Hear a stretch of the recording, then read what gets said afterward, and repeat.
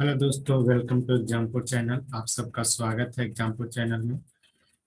हम लोग पढ़ रहे थे वेव के बारे में, है ना। वेव हमने डिस्कस किया हुआ है। जो लोग कंटिन्यूअस अटेंड कर रहे हैं क्लास को, उनको काफ़ी बेहतर तरीके से समझ में आ रहा होगा, है ना। क्वेश्चन भी थोड़ा थोड़ा बनाते चलना। मैंने बुक्स के बारे में पहले बता दिया है कि बुक्स आपको कौन सा लेना है ना। जो बुक्स लेना है उसके बारे में हमने बताया है। जो बुक्स है वो कौन सा है, एक है एस सी वर्मा, है ना। एस सी वर्मा लेना है। और दूसरा, अगर ये नहीं समझ आ रहा है या ये उतना बेहतर नहीं आ रहा है तुमको, उसका लैंग्वेज जो है वो थोड़ा सा डिफिकल्ट है। कैलकुलेशन थोड़ी सी क्या है इसका, ज़्यादा कैलकुलेटिव अप्रोच इसमें है एस सी वर्मा में, है ना। तो उनके लिए हमने क्या बताया, DC पांडे। ठीक है। ये दो बुक आप ले सकते हो, दोनों में कोई भी ले लो, दोनों ले लो। ज़्यादा महंगी किताब नहीं है। एक एक पार्ट लेना है। इसका पार्ट वन लेना है, ठीक है। और इसका पार्ट वेव एंड थर्मोडायनेमिक्स करके आता है, तो वो आप देख लेना कौन से पार्ट में है, ठीक है। तो ये दोनों बुक लो। पढ़ाते हैं उतना पढ़ो। और फिर थियोरी थोड़ी सी बुक, रेफरेंस बुक की जरूरत पड़ेगा, तो आप ये बुक पढ़ सकते हो, रीडिंग दे सकते हो, ये बुक को रीडिंग दे सकते हो, ठीक है। ये दोनों में आपको सफिशियंट मटेरियल मिल जाएगा। नीट के लिए, एडवांस के लिए, मेन के लिए, किसी भी कंपटीशन के लिए बहुत अच्छी दोनों किताबें हैं। दोनों इंडियन ऑथर का है, बहुत अच्छे लोग लिखा है, इसलिए आप लोग अच्छे से पढ़ाई कर सकते हो, इसे बना सकते हो क्वेश्चन, ठीक है। तो चलिए हम लोग डिस्कस करते हैं क्या चीज। हम लोगों ने डिस्कस कर रहा था, वेव बताया था। तो वेव में हमने wave velocity and particle velocity, इसके बीच में इक्वेशन बताया था जी कि VP equal to minus of M into कितना होता है ना, velocity of wave, M into V, but this V is velocity of wave, है ना। वेलोसिटी ऑफ वेव था ये। और जो एम था तुम्हारा D Y upon D X, slope, जिसको क्या बोलते हैं, स्लोप ऑफ वेव बोला जाता है ना, स्लोप ऑफ वेव। और वीपी क्या था, velocity of medium particle, velocity of medium particle, ठीक है, मीडियम पार्टिकल। ये चीजें थी, ठीक है। तो ये आपका, ये दोनों को हमने इस पे क्वेश्चन भी करवाए थे, और भी क्वेश्चन था, लेकिन आप उसको बुक से करो, ज्यादा बेटर रहेगा। हमने उसका तरीका क्वेश्चन भी एक दो करवा के बता दिया है। अब ज्यादा क्वेश्चन मैं इसमें नहीं बताऊंगा, वो अलग से हम लोग क्वेश्चन करेंगे तो उसमें मैं डिस्कस कर दूंगा। क्लियर है, समझ में आ रही बात। अभी जो हम लोग पढ़ने वाले हैं, relation between phase difference and path difference, ठीक है। रिलेशन हम नेक्स्ट पॉइंट यहाँ पर लिख रहे हैं। यहाँ पर मैं नए पेज पे चलता हूँ।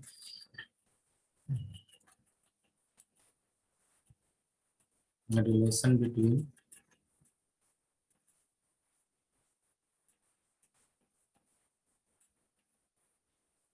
है ना, रिलेशन बिटवीन हम लोग क्या क्या पढ़ने वाले हैं?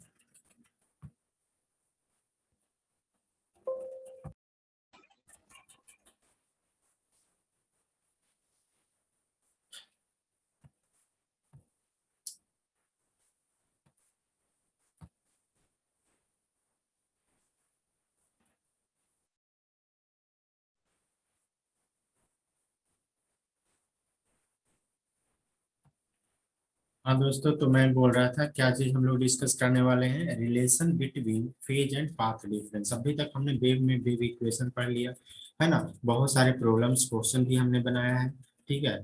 थ्योरी भी बहुत अच्छा किया है, उसको आप लोग एक बार, दो बार, तीन बार उसको बार बार देखो, समझो, क्योंकि उतना कंटेंट आपको और कहीं मिलने वाला नहीं है, खास करके ऑनलाइन प्लेटफॉर्म पे, ठीक है। इसलिए आप उसको अच्छे से देखना, समझना, ठीक है। आगे हम लोग चलते हैं और पढ़ते हैं। अभी हमने यहाँ पर डिस्कस करने के लिए क्या बोला, रिलेशन बिटवीन, है ना, रिलेशन बिटवीन, है ना, पाथ डिफरेंस, है ना, and phase difference, phase difference, समझे। अब ये क्या होता है, relation between path difference and phase difference, what is the path difference, what is the phase difference, इसका इक्वेशन की क्या जरूरत है, इसके रिलेशन की क्या जरूरत है, तो ये जरा समझ लेते हैं। तो सबसे पहली बात तो कि बताओ पाथ डिफरेंस। पाथ का मतलब होता है रास्ता, मतलब दो वेव मान लो किसी डायरेक्शन में चलता जा रहा है, ठीक है। और दोनों वेव किसी एक पॉइंट पे मिलता है सपोज करो, ठीक है। तो वैसे केस में एक वेव कोई अलग रास्ता से आया, दूसरा वेव दूसरे रास्ते से आया, तो जिस रास्ते को फॉलो किया, जितना लेंथ फॉलो किया एक रास्ते पे, दूसरे ने दूसरे रास्ते पे जितना पाथ, जितना लेंथ फॉलो किया, है ना, उस लेंथ के डिफरेंस को हम लोग क्या बोलते हैं, पाथ डिफरेंस। फॉर एग्जाम्पल जैसे मान लो यहाँ से इधर चल रहा है, इस रास्ते पे एक वेव चला ऐसे, यहाँ से इधर गया, एक रास्ते से यहाँ से ऐसे चला, ठीक है, ये बना। तो यहाँ से चला, हम मान लो यहाँ से रेफरेंस लेकर के देखते हैं, तो ये डिस्टेंस मान लो x1, और डिस्टेंस कितना चला x2। तो ये जो x2 माइनस x1 या x1 माइनस x2 जो होता है, उसी को हम लोग क्या बोलते हैं, path difference, length of path, है ना, difference in length of path of two wave, ठीक है। तो x2 माइनस x1 या x1 माइनस x2 को ही हम लोग क्या लिखते हैं, delta x, and this is called path difference. समझ में आ रही बात, क्या होता है पाथ डिफरेंस, है ना, ऑफ टू वेव, ठीक है, path difference of two wave. तो ये दो अलग अलग वेव है, तब ये पाथ डिफरेंस कहलाता है। लेकिन एक चीज और इसमें होती है कि जैसे मान लो एक ही वेव के अंदर हम बात करें, एक वेव जा रहा है मान लो इस डायरेक्शन में, ठीक है, तो एक मीडियम पार्टिकल यहाँ पर है जो कि अभी यहाँ पर है ना, और यहाँ वाला मीडियम पार्टिकल यहाँ पर है। तो यहाँ से जो ये डिस्टेंस का गैप बना, ये भी डेल्टा एक्स कहलाता है, ये भी पाथ डिफरेंस कहलाता है। इसका इस मीडियम पार्टिकल का पोजीशन, है ना, यहाँ से मान लो इधर वाई एक्सिस मान लेते हैं, और इधर मान लो एक्स एक्सिस, है ना, तो यहाँ से हो गया x1 ये वाली लेंथ, और ये लेंथ जो यहाँ पर है बन रहा है ये x2 मान लो। तो जो डेल्टा एक्स बना, है ना, यहाँ पर जो डेल्टा एक्स बना वो x2 माइनस x1 बना। तो ये सेम वेव के अंदर भी हम लोग पाथ डिफरेंस निकालते हैं, ठीक है। दो डिफरेंट वेव का भी पाथ डिफरेंस होता है, और सिमिलर एक ही वेव के अंदर भी टू मीडियम पार्टिकल, दो मीडियम पार्टिकल हुआ ना, एक यहाँ का पार्टिकल हुआ मीडियम का, मतलब यहाँ स्ट्रिंग मान लो ये रहा होगा, तो स्ट्रिंग का ये पार्ट जो यहाँ पर है, स्ट्रिंग का दूसरा हिस्सा यहाँ पर है, तो ये दोनों हिस्से के बीच का जो गैप बन रहा है ना, उसके जो पाथ है उसके भी यहाँ पर क्या बन रहा है, ये दोनों के पोजिशन का जो डिफरेंस आता है उसको भी हम लोग क्या बोलते हैं, पाथ डिफरेंस बोलते हैं, ठीक है। तो जनरली एक वेव के अंदर भी हम लोग डिफाइन करते हैं, दो वेव के भी अंदर डिफाइन करते हैं, है ना। तो इसी के बारे में यहाँ पर पढ़ना है, इसी के बीच में क्या इक्वेशन होगा क्या नहीं होगा वो देखते हैं। तो पाथ डिफरेंस समझ में आया। तो यहाँ से पाथ डिफरेंस जरा बताओ कि हमारा जो इक्वेशन है, और दूसरा पॉइंट है फेज डिफरेंस है। फेज डिफरेंस क्या होता है, तो देखो जो हम लोग इक्वेशन ऑफ वेव लिखते हैं वो क्या लिखते हैं, वो Y equal to A sine omega T minus K X या प्लस के, यही ना। तो ये जो पूरा omega T minus K X या प्लस के एक्स बना, उसी को बोलते हैं फेज। क्या बोलते हैं, फेज, है ना, फेज। फेज के मतलब ये एंगल होता है फाई, कितना हो गया, omega T minus K x, समझे। ये होता है फेज, जिसको हम लोग क्या बोलते हैं, omega T minus K x, और इसके डिफरेंस को, है ना, इस एंगल के डिफरेंस को हम लोग क्या बोलते हैं, फेज डिफरेंस, ठीक है। इसके एंगल के जो फाई बन रहा है वो दो पोजीशन, जैसे x1 पे अगर बात करें तो x1 पे डिफरेंस मानोगे तो यहाँ x1 हो जाएगा, x2 पे मानोगे तो यहाँ x2 होगा। मान लो t1 टाइम पे निकालेंगे तो यहाँ t1 हो जाएगा, t2 टाइम पे यहाँ पर निकालेंगे तो t के जगह t2 के, है ना, t के जगह t2 हो जाएगा। तो उस तरीके से अलग अलग टाइम पे अलग अलग पोजीशन पे निकालो, पुट करो t और x की वैल्यू, तो तुम्हें वहां पर उस मीडियम पार्टिकल का फेज के बारे में पता चलेगा, और उस फेज को यहाँ पर डाल दो, एंगल को डाल दो, तो तुम्हें उस मीडियम पार्टिकल के डिस्प्लेसमेंट के बारे में पता चलेगा कि कितना उसका विस्थापन हुआ, कितना डिस्प्लेसमेंट हुआ। समझ में आ रही बात, है ना। तो इस तरीके से क्या हुआ, यहाँ से जो हमने बताया फेज का डिफरेंस ये, है ना, ये एंगल का डिफरेंस होता है, पाथ का डिफरेंस जो रास्ते पे चल रहा है उसके डिफरेंस को रिप्रेजेंट करता है। क्लियर है, इतना सबको समझ में आ जाएगा। चलिए, तो ये तो हो गया phase difference and path difference. अब हम इसकी इक्वेशन की बात कर रहे हैं, तो इक्वेशन कैसे डिराइव किया जाए तो देखते हैं। तो इसके लिए जो हम लोग फॉर्मूला बनाते हैं वो कुछ ऐसा बनाते हैं। उसके लिए फॉर्मूला जो है वो जैसे मान लो कि लेट, इक्वेशन फिर से लिख देता हूँ, इक्वेशन ऑफ वेव, है ना, इक्वेशन ऑफ वेव क्या है, y equal to A sine omega T minus K X, ठीक है। ये वेव का इक्वेशन हो गया। यहाँ फेज कितना होगा, फेज जो लिखोगे फाइव, वो कितना होगा, omega T minus K X, ठीक है। अब यहाँ से हम लिखते हैं एट पोजीशन एक्स, एट, ऐसा करते हैं देखो, टी है टी की वैल्यू भी T1 एंड T2 कर सकते हो, लेकिन एक काम करते हैं हम लोग, देखो एक वेव बनाते हैं, मान लो वेव पल्स ऐसा जा रहा है किसी स्ट्रिंग के अंदर, तो जो मीडियम पार्टिकल है ना यहाँ पर है उसका डिस्प्लेसमेंट यहाँ पर है उसका, या किसी पॉइंट पे यहाँ पर है उसका डिस्प्लेसमेंट है ना, ये मान ले दोनों मीडियम पार्टिकल के सेम टाइम पे देखते हैं, ये भी T=T टाइम पे पोजिशन दिया हुआ है, यहाँ पर भी T=T टाइम पे दिया हुआ है, सेम पोजिशन, ठीक है। तो बताओ जरा कि इक्वेशन में यहाँ सेम टाइम पे, लेकिन अगर हम पोजीशन की बात करें तो इसका पोजीशन कितना है x1, इसका पोजीशन कितना है x2, ठीक है, x1 एंड x2। तो एट है ना टाइम टी देखो जरा, एट टाइम टी है ना phase difference between these two particle, या पहले चलो पाथ डिफरेंस निकाल, at time T path difference between है ना between two medium particle at, इस नाम यहाँ नाम दे देते हैं पी और इसका नाम देते हैं Q, at P and Q. बताओ तो क्या होगा, तो यहाँ पर क्या होना चाहिए, सेम टाइम पे है तो ओमेगा टी दोनों के लिए सेम हो जाएगा, तो यहाँ पर अगर लिखोगे डेल्टा एक्स इक्वल टू, तो ये तो x2 माइनस x1 होगा, सही है। एंड फेज डिफरेंस, ये तो पाथ डिफरेंस आया, फेज डिफरेंस बताओ, फेज डिफरेंस क्या हो जाएगा, तो फेज डिफरेंस होता है डेल्टा फाइव, वो कितना हो जाएगा 5 2 - 5, और 5 2 कहने का मतलब वन पोजीशन पे, तो वन पोजीशन के कितना हो जाएगा ओमेगा टी माइनस के x1 होगा, ठीक है। ये हो गया 5 2 यहाँ कर लो, और 5 1 कितना हो जाएगा माइनस ओमेगा टी माइनस के x1, सही है। यहाँ से जो निकालोगे वो k into x1 minus x2 होगा, और k into x2 minus x1 क्या हो गया, x1 माइनस x2 मॉड लगा लो, इसमें कोई नहीं, डेल्टा फाइव, कोई दिक्कत नहीं, k into mod of delta x हो सकता है x2 और x1 में कोई भी बड़ा छोटा हो, तो ऐसे लगा लिया, ठीक है। और इसी ये क्या हो गया, हाँ फेज डिफरेंस, और ये क्या हो गया पाथ डिफरेंस, है ना। अब के की वैल्यू ऑलरेडी हम बता चुके हैं, के की वैल्यू कितना होता है 2 पाई अपॉन लैम्डा इंटू कितना मॉड ऑफ डेल्टा एक्स, ठीक है। तो ये फॉर्मूला बहुत काम का है कि फेज डिफरेंस अगर तुम्हें निकालना है टू पार्टिकल का इन ए सेम सेम मीडियम, है ना, इन सेम वेव, तो क्या होगा तुम इस फॉर्मूला के हिसाब से निकाल सकते हो, या टू डिफरेंट वेव के लिए भी हम एक फॉर्मूला यूज करते हैं, बट कंडीशन क्या है, time should be same, at same time अगर बोलेगा तो ये निकालना होगा, ठीक है, क्योंकि जनरली सेम टाइम ही बोलेगा, सेम टाइम में बोलेगा तो ये, लेकिन हो सकता है क्वेश्चन में ट्विस्ट कर दे, है ना, जेई मेन या एडवांस में उस टाइप का क्वेश्चन पूछ सकता है, नहीं तो तुम्हारा नीट जो है या जेई मेन के भी समझ लो एनडीए वगैरह के लिए तो इसी से क्वेश्चन आ जाएगा, इससे ज्यादा कुछ नहीं कर रहे, लेकिन बाकी के लिए बात करें तो फिर यहाँ पर टी हमने सेम कर दिया, लेकिन ऐसा कोई जरूरी है, कोई जरूरी नहीं है, टी डिफरेंट हो जाएगा तो फिर यहाँ omega into T1 minus T2 भी आ जाएगा।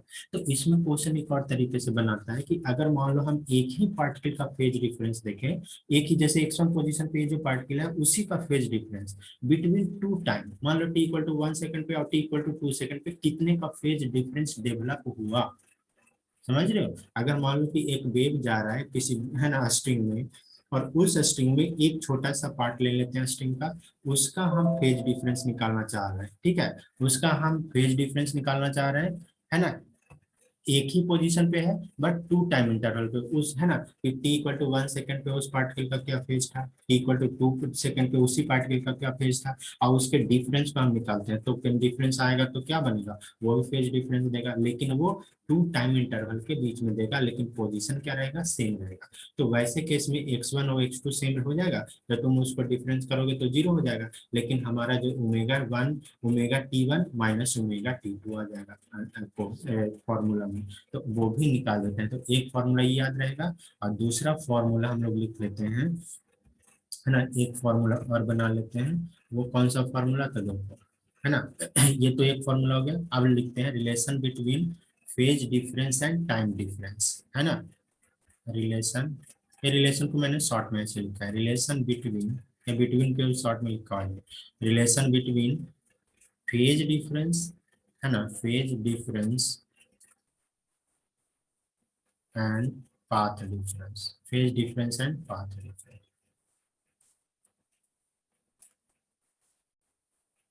ठीक है, relation between phase difference and path difference, ठीक है। अब जरा बताओ कि जैसे मान लो लेट इक्वेशन जो मानते हैं, equation y is equal to A sine omega T minus K X. ठीक है। अब हम बात करते हैं, मान लो वेव ऐसे प्रोपिगेट कर रहा है, तो ये यहाँ पर जो पार्टिकल है, जरा समझो, यहाँ पर जो पार्टिकल यहाँ पर कर लेते हैं या किसी एक पोजीशन पे, चलो ये ले लेते हैं यहाँ से x1 डिस्टेंस पे। अब ये पार्टिकल यहाँ पर अभी है y डिस्टेंस ऊपर, लेकिन ये हमेशा तो ऊपर रहेगा नहीं, ऊपर जाएगा नीचे आएगा, ऊपर जाएगा नीचे, ऑसिलेट करता रहेगा, है ना। तो उसका क्या होगा, फेज, है ना। अगर इसके हिसाब से देखोगे तो y चूंकि ऊपर नीचे जाएगा तो y बदलेगा, y बदलेगा तो साइन तो वही रहना है, ये वही रहना है, तो फिर बदलना किसको पड़ेगा, omega T minus K x को बदलना पड़ेगा। अब जो जब समझो कि एक्स भी तो सेम ही रहेगा, इसका पोजीशन तो बदलेगा नहीं, तो एक्स भी सेम रहेगा, तो के एक्स की वैल्यू भी सेम हमेशा रहेगा, तो बदलेगा कौन, फिर ओमेगा टी। तो इस एक पूरा अगर फेज बोल रहे हो तो ओमेगा टी बदलेगा तो पूरा फेज बदल जाएगा। तो इसलिए क्या होता है कि एक मीडियम पार्ट है ना, पार्टिकल का भी फेज कंटिन्यूअसली बदलते रहता है due to changing time. Time बदलेगा तो इसका ऑसिलेशन ये ऊपर नीचे इधर उधर, है ना, मूव करेगा, और उसके हिसाब से टी बदलेगा, और टी बदलेगा तो क्या होगा, पूरा का पूरा चेंज हो जाएगा। क्लियर है। तो इसलिए एक ही मीडियम पार्टिकल का डिफरेंट टाइम इंटरवल में हम लोग फेज कैलकुलेट करते हैं, फेज डिफरेंस कैलकुलेट करते हैं। ठीक है। तो लिखो, इसीलिए हमने फेज डिफरेंस मतलब phi and path, sorry path difference लिखा, टाइम डिफरेंस इसको करो ना, एक टाइम डिफरेंस हम बताना चाह रहे हैं ना। ठीक है। तो हम लोग यहाँ लिख दे टाइम डिफरेंस, टाइम डिफरेंस। ठीक है। तो फेज कितना हो गया एट टाइम t1, है ना, फोर मीडियम पार्टिकल पी, ऐसा लिख देता हूँ, फोर मीडियम पार्टिकल पी। ठीक है। फोर मीडियम पार्टिकल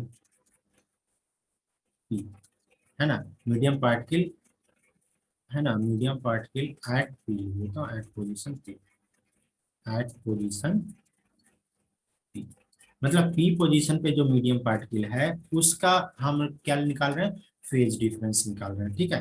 तो उसका फेज डिफरेंस तो फाइव वन बताओ at time t1, at time T one time पे हम बात कर रहे हैं, तो कितना, मान लो फाइव वन फेज है तो कितना होगा ओमेगा t1, है ना, माइनस के एक्स वन मान लो तो के x1। ठीक है। फिर at time T two time पे देख ले, टी टू टाइम पे बता दो कितना हो जाएगा, है ना, फाइव टू मान लेते हैं, कितना ओमेगा t2 माइनस के x2। हाँ, एक्स के बारे में बताओ, तो उसी पोजीशन पे मीडियम पार्टिकल की बात कर रहे हैं जो यहाँ पर है x1 पे, तो वो तो चेंज होगा नहीं, उसका पोजीशन नहीं चेंज होगा, वो ऊपर नीचे ऑसिलेट करता रहेगा यहाँ पर, लेकिन कभी भी उसका पोजीशन राइट साइड या लेफ्ट साइड नहीं जाएगा। ये ऑलरेडी हम डिस्कस कर चुके हैं, है ना, क्योंकि पोजीशन बदलता नहीं है, मीडियम पार्टिकल ऑसिलेशन करता है, वेव आगे की तरफ चलता जाता है, यही था ना। तो ये x1 है तो x1 ही रहेगा। अब बताओ कि phi two minus phi one करोगे तो क्या आएगा, सो फेज डिफरेंस जो आएगा, फेज डिफरेंस, है ना, डेल्टा फाइव, वो आएगा फाइव टू माइनस फाइव, समझे। और phi two minus phi one करोगे तो ये डिफरेंस कैंसिल आउट हो जाएगा, और यहाँ से जो आ जाएगा वो आ जाएगा omega into t2 minus t1, समझे। और ओमेगा की वैल्यू क्या होता है, टू पाई बाई टी, है ना। सो जो डेल्टा फाइव आएगा, डेल्टा फाइव इजकल टू कितना, ओमेगा इंटू डेल्टा टी लिख लिया। ठीक है। और ओमेगा की वैल्यू कितना, टू पाई बाई टी होता है ना, सभी लोगों को पता होगा, तो delta five into delta T ऐसा बनेगा। तो एक फॉर्मूला ये भी होता है, समझे। तो ये फॉर्मूला भी बहुत काम का है, इसको भी ध्यान में रखना है कि relation between phase difference and time difference, relation between phase difference and path difference. ठीक है। ये दोनों से क्वेश्चन आता है, दोनों से बहुत सारे क्वेश्चन पूछता है, ऑब्जेक्टिव तो पूछेगा ही पूछेगा। और भी एक चीज ध्यान रखना कि वेव से हमेशा क्वेश्चन पूछता है, और वेव का क्वेश्चन हमेशा बन जाता है। कंडीशन क्या है, तुम्हें एक फॉर्मूला पता होना चाहिए, है ना, कंसेप्ट पता होना चाहिए, क्योंकि इसमें बहुत ज्यादा कैलकुलेशन नहीं है, हम इतना बता रहे हैं ना, क्वेश्चन देखना एक एक लाइन में बन जाएगा, बस फॉर्मूला याद है तो बनेगा, नहीं याद है नहीं बनेगा। ठीक है। तो इसलिए फॉर्मूला ध्यान में रखना है, और आपको जितना मैं बता रहा हूँ बस उतना करते जाओ। अब मैं क्वेश्चन की बात करूँ, इस पे थोड़ा एक दो क्वेश्चन मैं करा देता हूँ, फिर उसके आगे हम लोग चलेंगे। तो चलो एक क्वेश्चन मैं यहाँ से बता रहा हूँ, जे है ना, जो मैं बोलता हूँ इसमें थोड़ा सा कंपटीशन है ना, तो ये सारी चीजें मैं लिख नहीं पाता, तो तुम लोग पहले तो बात मैं बता दूं कि जो भी बताता हूँ उसमें जो नहीं नोट किया हुआ है उसको सुनो, नोट कॉपी रखो, है ना, नोट्स बनाओ, उसमें लिखते चलो। ठीक है। चलो हम लोग नेक्स्ट पेज पे चलते हैं, क्वेश्चन मैं वहां पर लिखता हूँ।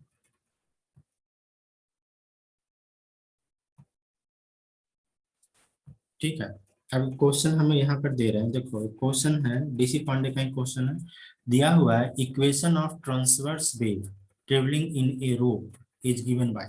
अब ट्रांसवर्स वेव याद कर बताया था कि जिसमें मीडियम पार्टिकल का मोशन किधर होता है, perpendicular to wave motion. String का मोशन, स्ट्रिंग में जो वेव का मोशन होता है वो कैसा होता है, ट्रांसवर्स के जैसा होता है, ट्रांसवर्स वेव इसीलिए बोलते हैं। तो इसने लिखा है कि एक रोप है, रोप का मतलब समझ में आता है, रस्सी है ना, उसी को स्ट्रिंग रोप, अगर रस्सी अगर मोटी है तो उसको रोप बोलते हैं, और रस्सी अगर पतली है तो उसको स्ट्रिंग बोलते हैं। ठीक है, स्ट्रिंग होता है, रोप होता है ना। रोप, ये दोनों का मतलब क्या होता है, रस्सी होता है, समझे। तो चलो यहाँ पर क्वेश्चन ये है कि ये ट्रांसवर्स वेव है ना, तो उतना मैं स्टेटमेंट नहीं लिखता हूँ, ट्रांसवर्स वेव, चलो एक लाइन लिख देता हूँ, ए ट्रांसवर्स वेव, ठीक है, ये transverse wave in a string या इन रोप, लिखा हुआ है रोप, मैंने रोप है, इज गिवन बाय, ठीक है, गिवन बाय कितना दिया हुआ, y इज इक्वल टू कितना, 5 sin, ठीक है, 5 sin 4t माइनस 0.02x, ऐसा कुछ दिया हुआ है। ठीक है, y इक्वल टू इतना दे दिया है। अब इसमें पूछ रहा है बहुत सारी चीजें कि फेज डिफरेंस बताओ, पाथ डिफरेंस बताओ, है ना। तो ये एक्स को सेंटीमीटर में लेना है, ठीक है, इसमें दिया है y एंड x सेंटीमीटर में रहेगा और t सेकंड में रहेगा। ठीक है, then calculate the amplitude, frequency, wave velocity, है ना, वेव लेंथ ऑफ वेव। चलो लिख देते हैं, कैलकुलेट, भाई ये सब का क्वेश्चन ना बहुत आसान होता है ना। कैलकुलेट, फर्स्ट में क्या लिखा हुआ है, एम्पलीट्यूड, एम्पलीट्यूड, ठीक है, उसके बाद है frequency, amplitude, frequency, velocity, amplitude, frequency, velocity and wavelength, and wavelength, ठीक है, वेवलेंथ, ठीक है। दूसरा पार्ट इसमें है maximum transverse speed, maximum transverse speed, ठीक है, maximum transverse speed and acceleration of particle, and acceleration of particle, ठीक है, and acceleration of particle in a row,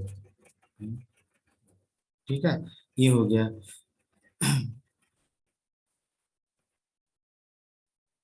चलो इतना हो गया, बन जाएगा।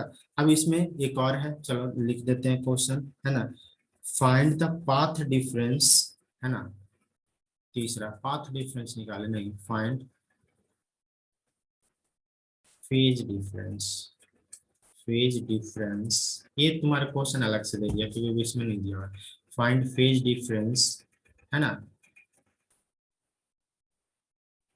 ऑफ ए, है ना, ऑफ ए पार्टिकल, ठीक है, of a particle, medium particle लिख लो या पार्टिकल, चलो, है ना, at time interval, time interval, ठीक है, ऑफ 1 सेकेंड, मतलब 1 सेकेंड के अंतराल पे, 1 सेकेंड के अंतराल पे कितना फेज डिफरेंस बनेगा वो तुमको बताना है। क्लियर है, समझ में वाली बात है ना। तो एम्पलीट्यूड कितना हो जाएगा कि बताओ, आंसर मैं लिखते चलूं, है ना, ये सब तो बहुत आसान क्वेश्चन है ना, आराम से बना लोगे। एम्पलीट्यूड कितना, 5, मैं इधर लिख देता हूँ, एम्पलीट्यूड हो गया 5 सेंटीमीटर। देखो एक्स और वाई 5 सेंटीमीटर सेंटीमीटर में, इसलिए सेंटीमीटर लिखा। उसके बाद फ्रीक्वेंसी, फ्रीक्वेंसी कितना हो तो होता है 2 पाई f = ओमेगा होता है, पता है भाई, 2 पाई/t होता है और 1/tf होता है, तो equal to omega, omega T, तो टी के साथ कितना 4 है, तो मतलब ओमेगा की जगह 4 हो गया, तो कितना हो गया, एफ बता दो, फ्रीक्वेंसी 4/2 पाई, 4 यहाँ 2/पाई हो गया, इतना सेकंड पर आ जाए ना, पर सेकंड, 2 हटा दो यहाँ से, तो ये बन गया, ये फ्री एम्पलीट्यूड हो गया, है ना, ये फ्रीक्वेंसी हो गया। उसके बाद क्या निकालना है, वेलोसिटी, वेव वेलोसिटी ना, velocity of wave, velocity of wave नहीं बोला है, हाँ वेलोसिटी ऑफ वेव भी होगा। v इजकल टू क्या होता है बता दो। v इजकल टू होता है, जो हमें निकालना है v निकालना है ना, तो इसके लिए एक मिनट, वेलोसिटी ऑफ हमें है ना v, v इजकल टू कितना होता है बताओ, एफ लैम्डा। एफ तुम्हारे पास कितना है, 2/पाई। लैम्डा कितना होता है, 2 पाई/, के की वैल्यू के इंटू एक्स होता है। एक्स यहाँ कितना है, 0.02, 0.02 समझ आ रहे हो। तो पाई से पाई गया, ठीक है। लैम्डा, और ये सेंटीमीटर में, तो मीटर में 10⁻² से गुना कर दो, है ना। ये के एक्स है ना, तो ये भी सेंटीमीटर में होगा। एक मिनट में ये होगा तुम्हारा 2 पाई/लैम्डा जो आया ना, ये सेंटीमीटर में आएगा। तो यहाँ पर 10⁻, एक मिनट इसको हटाओ, तो कितना आ जाएगा, यहाँ जो आ जाएगा ये आ जाएगा, 2 से 2 भी गया, ये आ जाएगा 100, ठीक है। और ये आ जाएगा कितना, 2 पाई/लैम्डा, है ना, के एक्स सेंटीमीटर पर सेकंड, समझे। ये बन जाएगा, क्लियर है। तो v आ गया तुम्हारा, ये आ गया सारा बन गया, और लैम्डा तो यहीं से आ गया जी, 2 पाई/2 पाई/, इक्वल टू 0 पॉइंट कितना था, 0.2। तो यहाँ से लैम्डा कितना आ गया, पाई/, है ना, 0.01। तो कितना आ गया, यहाँ से ऊपर ले जाओ तो 100 आ जाएगा, पाई इतना सेंटीमीटर। क्लियर है, समझ में आ रही बात है ना। तो इस तरीके से सारा क्वेश्चन देख रहे हैं क्या बन रहा है। यहाँ हमने क्या किया है, कुछ नहीं, एक एक फॉर्मूला है, वो फॉर्मूला से बन रहा है क्वेश्चन, ठीक है। तो वेव का क्वेश्चन कभी भी नहीं छूटता, कोई भी एग्जाम में आएगा बन जाएगा, ठीक है। बशर्ते तुम्हें फॉर्मूला कंसेप्ट ध्यान में रखो, बहुत ज्यादा प्रैक्टिस की जरूरत नहीं होता है। बस 8 है ना, मुश्किल से 50-60 क्वेश्चन प्रैक्टिस कर लो, सारा का सारा वेव का कंसेप्ट आ जाएगा, ठीक है। तो फिक्स रखना है कि 50 से 60 क्वेश्चन हमें करना है पूरा वेब को कंप्लीट करने के लिए, और उसी को रिवाइज करो, है ना, ताकि उस टाइप के कंसेप्ट के क्वेश्चन आए तो छूटना नहीं चाहिए, ठीक है। तो चलो ये तो हो गया तुम्हारा वेव का, है ना, ये फॉर्मूला मैक्सिमम, है ना। अब दूसरा है maximum transverse speed. Transverse speed दे रखना है, जैसे वेव इधर जाता है तो ट्रांसवर्स का मतलब होता है ऊपर ही, ऊपर नीचे वाले जाने वाली जो मीडियम पार्टिकल की वेलोसिटी होता है। मतलब तुम्हें आउट मैक्सिमम वेलोसिटी कितना होता है, ए इंटू ओमेगा। एम्पलीट्यूड पता है 5, ओमेगा कितना 4, 20 हो जाएगा, 20 है ना सेंटीमीटर पर सेकेंड, समझ रहे हो। ये हो जाएगा कितना 5, ए ओमेगा होता है ना, तो ये हो गया 5 सेंटीमीटर, और ओमेगा हो गया कितना 4, तो कितना हो गया पंचों का 20, 20 सेंटीमीटर पर सेकेंड, ठीक है, इतना हो गया। फिर मैक्सिमम आइसोलेटिंग क्या होता है, ए ओमेगा स्क्वायर। तो ये तो हो गया 5 सेंटीमीटर, ओमेगा हो गया 4 का स्क्वायर, समझे। तो कितना हो गया, 4 का 16, 16 × 25 80, 80 सेंटीमीटर पर सेकेंड स्क्वायर। क्लियर है, समझ में आ रही बात। तो इस तरीके से देखो, यहीं पे हमने सारा कहानी बता दिया है, ठीक है। मैक्सिमम जो एक्सेलरेशन बनेगा, इसका कैलकुलेशन ये हो गया, मैक्सिमम ट्रांसवर्स स्पीड का हो गया, ठीक है। अब निकालना है तीसरा फेज डिफरेंस। तो फेज डिफरेंस के लिए चलो चले नेक्स्ट पेज पे, है ना। फेज डिफरेंस के लिए काम करना है तो हम लोग ऐसा करते हैं। फेज डिफरेंस क्या होता है, डेल्टा फाई इक्वल टू कितना, ओमेगा इंटू डेल्टा टी होता है।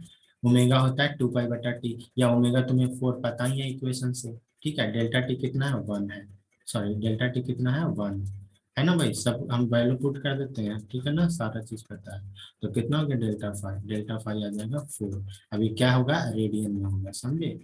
क्योंकि जब एंगल की हम बात करते हैं तो एंगल का बहुत सारा यूनिट होता है, रेडियन होता है ना। डिग्री में मेजर करते हैं, क्लॉकवाइज एंटी क्लॉकवाइज। तो यहाँ जब जो वैल्यू आएगा वो रेडियन में हमेशा आएगा, ठीक है। तो रेडियन को शॉर्ट में लिखते हैं RAD, पूरा होता है RADIAN, बट हम लोग उसको RAD लिखते हैं, ठीक है। तो फेज डिफरेंस निकल गया, थर्ड पार्ट का कैलकुलेशन हो गया, ठीक है। तो क्वेश्चन बनेगा सभी लोगों से, ठीक है। अब इसमें बहुत सारा क्वेश्चन और दिया हुआ है, वो आप लोग करना, ठीक है। तो ये तुम्हारा क्या बन गया, फेज डिफरेंस, पाथ डिफरेंस, है ना। हाँ पाथ डिफरेंस का नहीं बताया, तो उसमें भी पाथ डिफरेंस के लिए क्वेश्चन नहीं था, इसलिए हमने नहीं लिखा हुआ, लेकिन है ना कैलकुलेशन वही करना, डेल्टा एक्स दे देगा, डेल्टा फाई निकालना होगा, या डेल्टा फाई दे देगा तो फिर डेल्टा एक्स निकालना होगा। समझ में आ रही बात है ना। तो इस तरीके से हम लोग क्वेश्चन बनाते हैं। तो relation between path difference and phase difference ये आ गया क्वेश्चन समझ में, ठीक है। अब इसमें और भी क्वेश्चन है तो वो तुम लोग करना अपने घर पे, है ना। बहुत सारा क्वेश्चन है जी, करना है इसको, है ना।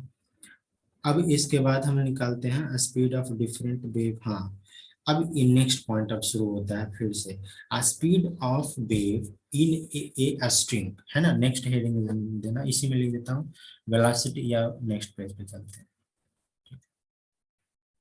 वेलोसिटी ऑफ वेव लिखते हैं इक्वेशन। ये बहुत इंपॉर्टेंट फॉर्मूला है, ये ध्यान रखना है ना, इससे क्वेश्चन बहुत बनते हैं मैकेनिक्स, प्योर मैकेनिक्स से। Velocity of wave in string, string में वेलोसिटी ऑफ वेव को कैसे दिखाते हैं, क्या फॉर्मूला होता है।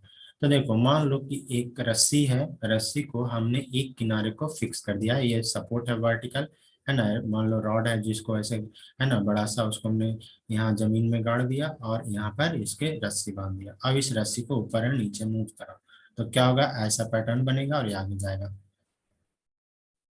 सही है इतना। अब इसमें वेलोसिटी ऑफ वेव निकालना है ना। Velocity of wave in string क्या होना चाहिए, तो देखो यहाँ जो पैटर्न बनता है वो कंप्लीट एक एक छोटा सा पार्ट वाला बात करते हैं, तो क्या बनेगा, ऐसा बनेगा, समझे, ऐसा। ये रस्सी है और ऐसे पैटर्न बनेगा, ठीक है। इधर टी और इधर टी, टेंशन, ठीक है।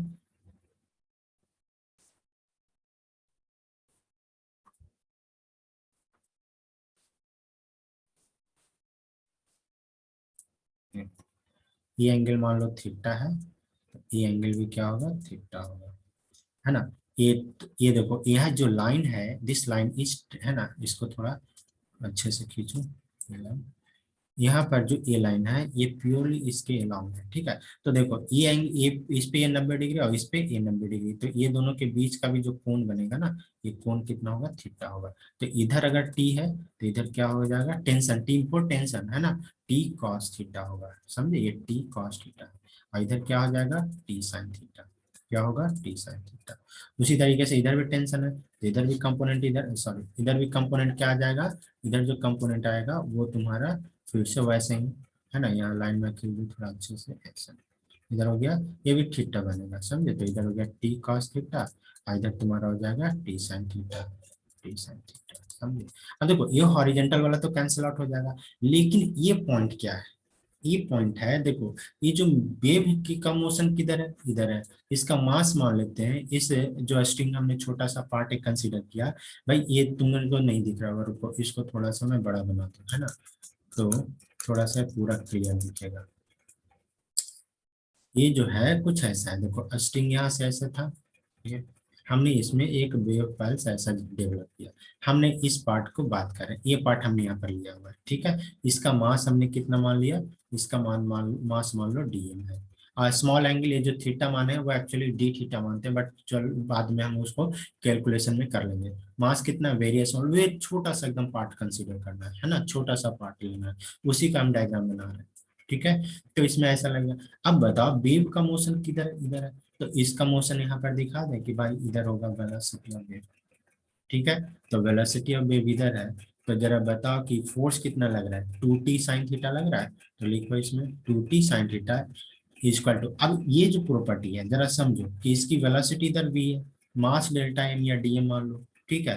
फोर्स नीचे की तरफ लग रहा है, तो ये पार्टिकल का जो मोशन होता है सर्कल में, है ना, सर्कुलर मोशन जो होता है, उसमें ऐसा कुछ कंडीशन बनता है, समझे।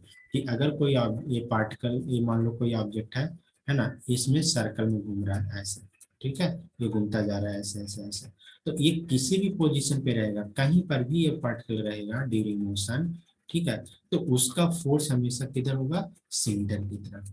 और उसका वेलोसिटी अगर v है, तो जो एफ सी होता है, सेंटर की तरफ जो फोर्स होता है, वो होता है M into V square by R के इक्वल, समझे। इसी को सेंट्रीपिटल फोर्स बोला जाता है, क्लियर है। तो यहाँ पर वही कहानी हम यहाँ पर बना रहे हैं, ठीक है। यहाँ जो कंसेप्ट है वो कंसेप्ट को यहाँ पे लगा रहे हैं, ताकि तुम्हारा ये समझ में आए कि सर्कल में जो मोशन होता है, जिस तरीके से हम लोग इक्वेशन बनाते हैं, उसी तरीके से यहाँ पर हम इक्वेशन बना रहे हैं, ठीक है। तो बताओ सेंटर की तरफ कितना फोर्स है, 2t साइन थीटा है कि नहीं, यहाँ टी टी 2t हो गया, 2t into sine theta equal to mass कितना हो गया, डेल्टा एम या डीएम, चलो लिख लो। ठीक है, इंटू वेलोसिटी कितना नहीं पता, v को वेलोसिटी ऑफ वेव v ही रहने देते हैं बटा r। r का आने का मतलब ये क्या बनेगा, कर्व बन रहा है ना, ये क्या है, कर्व है, तो कर्व का कुछ ना कुछ तो रेडियस होगा, कुछ ना कुछ त्रिज्या होगा, तो उसी त्रिज्या को r से यहाँ रिप्रेजेंट किया हुआ है। समझे, इतना सबके लोगों को समझ में आया होगा।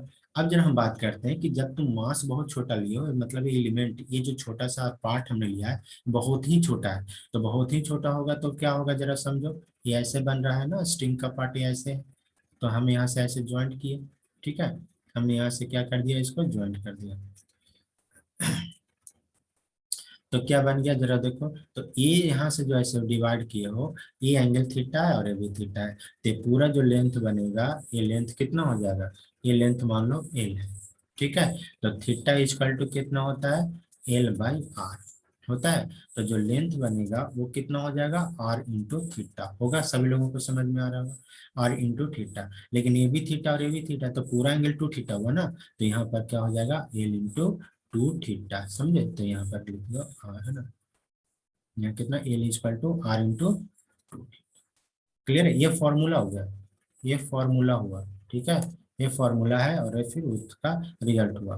तो एल, अब देखो मान लो कि ये जो स्ट्रिंग है उसका मास पर यूनिट लेंथ लैम्डा है, ठीक है, मास पर यूनिट लेंथ, मतलब इसको क्या बोलते हैं, लीनियर मास डेंसिटी, है ना, मतलब घनत्व, लेंथीय घनत्व या लंबाई, रेखीय घनत्व इसको बोल सकते हो। एक घनत्व होता है जो वॉल्यूम से होता है ना, लेकिन यहाँ वॉल्यूम की बात नहीं कर रहे हैं, आयतन की बात नहीं, आयतनीय घनत्व होता है, और एक होता है रेखीय घनत्व, तो रेखीय घनत्व को ही अंग्रेजी में हम लोग क्या बोलते हैं, लीनियर मास डेंसिटी, तो वो मान लो लैम्डा है, क्योंकि लेंथ के अलॉन्ग है ना, केवल इसका रस्सी क्या है तो उसमें लेंथ होता है, मोटाई तो बहुत कम होता है ना, तो इसलिए उसको लीनियर मास डेंसिटी, मतलब रेखीय घनत्व की हम बात कर रहे हैं। तो मान लो कि लैम्डा है पर यूनिट लेंथ मास, तो ए लेंथ में मास कितना हो गया, तो जो डेल्टा एम या डीएम जो होगा वो तुम्हारा कितना होगा, lambda into D L, lambda into L हो जाएगा, डीएल चलो रहने दो, लैम्डा इंटू एल हो जाएगा, ठीक है, लैम्डा इंटू एल, तो एल कितना हो गया बताओ, तो लैम्डा इंटू एल हो गया टू इंटू थीटा, है ना, इसको डीएम या डेल्टा स्मॉल है ना, तो डीएम इधर भी एक्चुअली क्या होना चाहिए था, डी थीटा ही होना चाहिए था, बट चलो कोई दिक्कत नहीं है, बस वो अंडरस्टूड होना चाहिए कि this term is very very small, समझे, तो कोई दिक्कत नहीं है ना, लिखने में उतना कोई नहीं, सही है, समझ में आ रही बात इतना। तो ये हो गया डीएम की वैल्यू, अब यहाँ डीएम की वैल्यू पुट कर दो तो कितना हो गया, हाँ एक काम और कर सकते हो कि जो साइन थीटा होता है वो थीटा हो जाता है, कब, जब थीटा स्मॉल है और एंगल बहुत छोटा है, इसलिए क्या होगा, थीटा भी छोटा होगा, तो two T into sine theta को थीटा लिख दिया। ये क्यों लिखा, तो इसका एक अलग अप्रोक्सीमेशन होता है कि if theta is very very small, है ना, यहाँ लिख देता हूँ कि if theta is very small, मतलब साइन थीटा वेरी स्मॉल को, उसी को हम लोग थीटा टेंड्स टू जीरो बोलते हैं, मतलब थीटा जीरो के काफी नजदीक है, बट जीरो नहीं है, बट जीरो के काफी नजदीक है, तो क्या होगा, बहुत छोटा होगा, तो वैसे केस में तुम साइन थीटा को क्या लिख सकते हो, थीटा लिख सकते हो, केवल साइन को हटा दो, थीटा लिख दो, समझे, तो वही काम यहाँ हमने किया, क्या किया, two T into sine theta को थीटा लिखा, डीएम की वैल्यू कितना हो गया, लैम्डा इंटू टू थीटा हो गया, समझे, lambda into two theta into V square बटा आर, तो देखो आर से आर गया, कहाँ गया जी, आर था ना, आर कहाँ गया वो, हाँ ये है ना, आर भी तो था यहाँ, सही है, आर, तो आर गया, फिर टू थीटा, टू थीटा गया, फिर टी बचा, टी इक्वल टू कितना बना, वी स्क्वायर बटा, सॉरी वी स्क्वायर, काम में इधर कुछ किया, डीएम की वैल्यू इतना इतना, वी स्क्वायर हो गया, हाँ लेमडा, हाँ एक मिनट, लेमडा है यहाँ, टी है और वी सॉरी, ऐसा हो गया, so V square equal to कितना हो गया, टी बटा लेमडा, यहाँ से वी कितना आ गया, वी आ गया अंडर रूट टी बटा लेमडा, समझे, तो ये तुम्हारा फॉर्मूला हो गया वेव के लिए, ठीक है, लेकिन लैम्डा जो है, अब लैम्डा को हम लोग वेव लेंथ के लिए भी रिप्रेजेंट करने के लिए रखे हुए हैं, तो वहां पर लीनियर मास डेंसिटी को ऐसे केस में म्यू से रिप्रेजेंट कर देते हैं, ताकि लैम्डा में कंफ्यूज ना करो, क्योंकि लैम्डा यहाँ हमने लीनियर मास डेंसिटी मान लिया है, ठीक है, और लैम्डा को अभी हम लोग बात कर रहे थे वेव की, वेव लेंथ, वेव में क्या बोला था, वेव लेंथ की बात कर रहे थे कि वेव लेंथ को लैम्डा से दिखाते हैं, तो यहाँ पर भी लैम्डा हमने लिख दिया, तो कंफ्यूजन से बचने के लिए, है ना, हम लोग लैम्डा को म्यू से रिप्रेजेंट करते हैं, तो चाहे म्यू लिखो या लैम्डा, फॉर्मूला ध्यान रहना चाहिए, v equal to under root T by mu, समझ में आया, मैं इसको दोबारा एक्सप्लेन करता हूँ, देखो हमने क्या किया हुआ है, दोबारा सभी लोग अच्छे से समझना, हमने एक स्ट्रिंग ऐसे लिया, है ना, ये स्ट्रिंग है, इसको हमने इसमें अप डाउन मोशन कराया तो ऐसा वेव पैटर्न बना। अब उस वेव में ये स्ट्रिंग ये जो था वो ऐसे हो गया है, ठीक है। अब इसी को हम यहाँ पर छोटा सा पार्ट कंसीडर किए, उसी को डायग्राम बना रहे हैं। तो देखो स्ट्रिंग लूज रहेगा ना तो कभी भी उसमें वेव ऐसे नहीं बनेगा, स्ट्रिंग टाइट होना चाहिए, तो टाइट होगा तो मतलब उसमें खिंचाव होगा, और खिंचाव होगा तो उसमें बल होना चाहिए, तो उसी बल को टेंशन फोर्स से बताते हैं, तो उसी को टी लिखा हुआ है। क्लियर है पहली बात। अब इस टी का हमने टी किधर होता है, जिधर रस्सी खींचेगा तो रस्सी के लॉन्ग ही खींचेगा ना, रस्सी इधर है उधर तो खींचेगा नहीं, इसी के लॉन्ग, तो इधर टी हो गया, इसमें इधर टी हो गया, तो इधर थीटा, ये थीटा मानोगे तो ये थीटा कैसे, तो इस लाइन पे ये परपेंडिकुलर और इस लाइन पे ये परपेंडिकुलर, तो ये दोनों के बीच का कोण, ये दोनों का बीच का कोण बराबर होता है। ये कहाँ कहाँ से मैं बता रहा हूँ, तो 9th 10th में जो ज्योमेट्री हम लोग पढ़ते हैं ना थ्योरम, वो थ्योरम यहाँ यूज हो रहा है, समझे, कि दो दो लाइन के बीच में एंगल थीटा है, तो दोनों लाइन पे परपेंडिकुलर ड्रॉ कर दो, तो दो अलग लाइन बन जाएगा जो दोनों पे परपेंडिकुलर होगा, तो वो दोनों भी आपस में कितना एंगल बनाएगा, थीटा ही बनाएगा, ठीक है। तो वो ज्योमेट्री तुम 9th 10th वाला यूज करना, वो प्रूव भी हो जाता है बहुत आसानी से। तो मैं यहाँ पर वही यूज कर रहा हूँ, थीटा है तो ये तुम्हारा थीटा हो गया, इधर टी तो इधर टी कॉस थीटा, ठीक है। और इधर उसी तरीके से तो टी कॉस थीटा इधर भी और इधर भी उल्टा, तो कैंसिल आउट हो जाएगा। अब वेलोसिटी ऑफ वेव कितना है, वी है, तो इधर 2t sin theta equal to कितना, m into 2t sin theta equal to m into V square by R. इस सर्कल का प्रॉपर्टी लगा, ये भाई ऐसे चल रहा है, ऐसे जाता हुआ तुम्हें दिखता है ना, तो वो जाता हुआ दिख रहा है तो इधर v हो गया, और इसमें टेंशन फोर्स हो गया 2t sin थीटा, दोनों मिला करके, और 2t sin theta equal to m into V square by M, यहाँ dm मान सकते हो, डेल्टा m मान सकते हो, या m मान लो, जो तुम्हें समझ में आता है मान लो, ठीक है, उससे कोई दिक्कत नहीं, कैलकुलेशन में वही आना है, सारा कैंसिल आउट होकर के जो बचेगा वो रिजल्ट हमारा है। तो यह अब यहाँ पर साइन थीटा को थीटा हमने कैसे लिख दिया, तो इसलिए क्योंकि थीटा हमने बहुत छोटा, ये रस्सी बहुत छोटा लिया तो एंगल भी बहुत छोटा बनेगा ना, अब बहुत छोटा बनेगा तो थीटा, उसी को मैथ में लिखते हैं थीटा टेंड्स टू जीरो, मतलब थीटा जीरो के काफी नजदीक है, बट जीरो नहीं है, जीरो हो जाएगा तो रस्सी बचेगा ही नहीं। भाई ये जीरो हो जाएगा तो बीच में कुछ बचेगा नहीं, तो थीटा है बट बहुत छोटा है, तो इसलिए उस साइन थीटा को वैसे केस में थीटा लिखते हैं। ये कहाँ से आ रहा है, तो तुम ये पढ़ोगे बाइनोमियल थ्योरम, ठीक है, अभी तत्काल बच जानो, बाइनोमियल थ्योरम 12th में पढ़ना है, अब ये सब हम लोग पढ़ रहे हैं 11th में, तो जिसको बेसिक मैथ पता होगा वो जानता होगा, नहीं जानते बस याद रखो कि ऐसा होता है, ठीक है।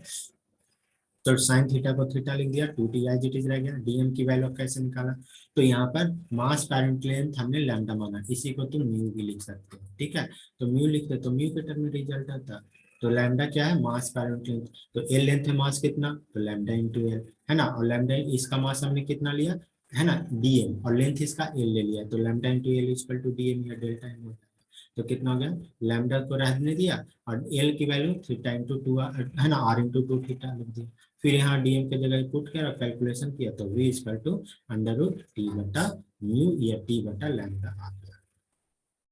समझ में आ रही बात, अब ये फॉर्मूला है जो इतना काम का है, आप है ना, कि इससे बहुत क्वेश्चन बनता है ना, इस पे बस समझ लो कि हम लोग एक क्लास पूरा कर सकते हैं, ठीक है, एक क्लास हम लोग पूरा कर सकते हैं। तो ये जो डेरिवेशन हुआ इस फॉर्मूला को हम यहाँ पर थोड़ा सा अच्छे से लिख दें, ठीक है, कि जो वेलोसिटी है ना इसमें जो बना, देयरफॉर हम यहाँ पर समराइज कर लें, है ना, क्या, कि देयरफॉर, ये देयरफॉर को शॉर्ट में लिख दिया, वेलोसिटी ऑफ वेव, ठीक है, velocity of wave in a string is given by v equal to under root T बटा म्यू, वेयर म्यू क्या है, वो लैम्डा ही है, इसको क्या बोलते हैं, मास पर यूनिट लेंथ, ठीक है। अब देखो यहाँ पर म्यू उधर डिराइव किया, यहाँ सॉरी लैम्डा लिखा था म्यू लिखते हैं, वो कंफ्यूजन से बचने के लिए कि भाई लैम्डा ही म्यू है, बट वो मास पर यूनिट लेंथ है ना कि वेवलेंथ है, वेवलेंथ मत समझ जाना, इसलिए हमने उसको म्यू लिख दिया, ठीक है, ये हो गया। फिर टी क्या है, तो टी है टेंशन फोर्स इन स्ट्रिंग, क्या है, टेंशन फोर्स इन स्ट्रिंग, ठीक है। वी क्या है, तो वी है वेलोसिटी ऑफ वेव, क्लियर है। तो अब हम लोग इस पे अगले क्लास में क्वेश्चन करेंगे और थ्योरी आगे डिस्कस करेंगे, ठीक है। तो सारे टर्म के बारे में हो गया, है ना, सारा फॉर्मूला हो गया, अब इस पे हम लोग आगे क्वेश्चन, तो लाइक एंड सब्सक्राइब कर दो, और हम लोग आज इतना ही रखते हैं, बाकी अगले क्लास में, ठीक है। तो चलिए bye bye everyone, and please like and subscribe करो, है ना। जल्दी से। चलो।